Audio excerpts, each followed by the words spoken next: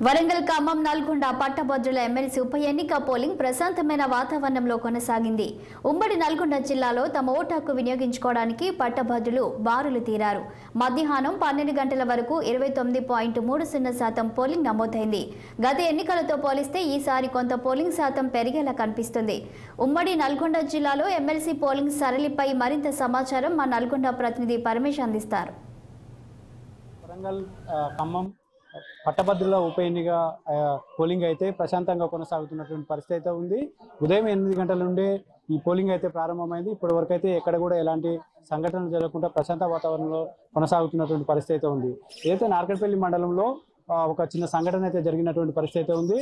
Independent అభ్యర్థి అశోక్ ఏదైతే independent అభ్యర్థిగా ఉన్నాడో ఆయన కొంతమంది డబ్బులు పంచుతున్నారనే సమాచారంతో అక్కడికి వెళ్లడంతో అయితే తన మీద దాడి చేశారని చెప్పేసి నార్కట్పల్లి పోలీస్ స్టేషన్లో అయితే ఆయన ధర్నా నిర్వహించడం జరిగింది.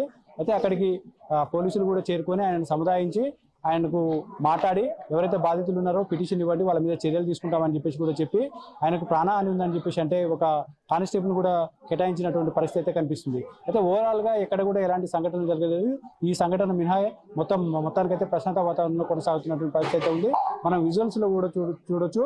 ఏదైతే ఎండ వేడిమి పెరుగుతున్నటువంటి పరిస్థితుల్లో ఉదయం నుండే గ్రాడ్యుయేట్లు మొత్తం కూడా మహిళలు కావచ్చు, పురుషులు కావచ్చు భారీ సంఖ్యలో కనుక హాజరై తమ ఓటు హక్కు వినియోగించుకుంటున్నటువంటి పరిస్థితి అయితే ఉంది. ఇప్పటికే పలు దఫాలుగా ఎన్నికల అధికారులు అయితే పోలింగ్ శాతాన్ని పెంచడానికైతే అనేక ప్రయత్నాలు చేశారు.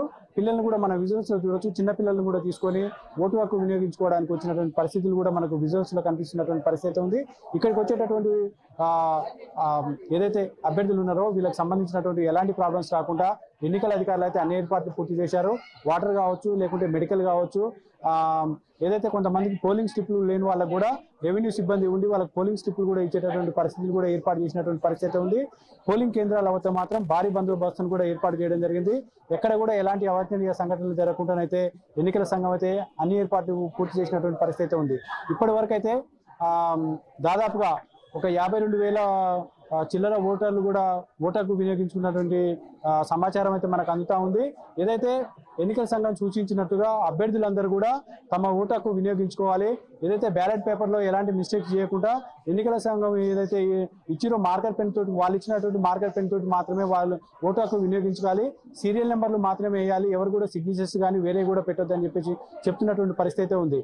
అయితే ఇప్పటికే కేంద్ర రాష్ట్ర ప్రభుత్వాలు కూడా ఈరోజు పోలింగ్ ను దృష్టిలో పెట్టుకుని సెలవు కూడా ప్రకటించడం జరిగింది.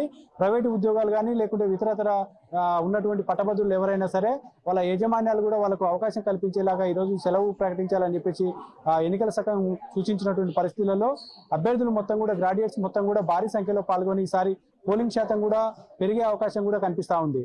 అయితే ఈ 3 పార్టీలకు సంబంధించినటువంటి అభ్యర్థులు ఇప్పటికే విస్తృతంగా ప్రచారం చేయడం జరిగింది. కాంగ్రెస్ పార్టీ నుండి తీన్మార్ మల్లన్న కావచ్చు, బీజేపీ నుండి గుజ్జల ప్రేమేందర్ కావచ్చు, లేకుంటే బీఆర్ఎస్ నుండి రాకేష్ రెడ్డి కావచ్చు. వీళ్ళు ముగ్గురు కూడా అనేక దఫాలుగా వీళ్ళకి సంబంధించినటువంటి నాయకులు కావచ్చు, ఇంకా ఇతరతర మంత్రులు కావచ్చు, మాజీ మంత్రులు కావచ్చు, ఎమ్మెల్యేలు కావచ్చు ప్రచారాలు కూడా నిర్వహించినటువంటి పరిస్థితి కూడా మనకు ఏదేమైనప్పటికీ ఈ ఎన్నికలు అయితే ఇప్పటి వరకు అయితే సజావుగా సాగుతున్నాయి. అయితే కొన్ని పోలింగ్ స్టేషన్లో మాత్రం వికలాంగులకు ట్రైసైకిల్స్ ఏర్పాటు చేయలేదని చెప్పేసి వికలాంగులు అయితే ఆరోపిస్తున్నటువంటి పరిస్థితి అయితే ఉంది. అన్ని ఏర్పాట్లు చేసినప్పటికీ మా గురించి మాత్రం ఎన్నికల సంఘం ఎందుకు ఆలోచించలేదని చెప్పేసి కొంత నిరసన తెలుపుతున్నటువంటి పరిస్థితి అయితే ఉంది. అయితే మొత్తానికి ఈ ఉమ్మడి నల్గొండ జిల్లాలోని 3 జిల్లాల్లో కూడా ఎక్కడ కూడా ఎలాంటి సంఘటనలు జరగకుండా ప్రశాంత వాతావరణంలో అయితే ఎన్నికలు అయితే జరుగుతున్నటువంటి పరిస్థితి అయితే ఉంది. ఇది ఇక్కడ ఉన్నటువంటి తాజా పరిస్థితి. కెమెరామెన్ శేఖర్తో పరమేష్, 6 టీవీ, నల్గొండ.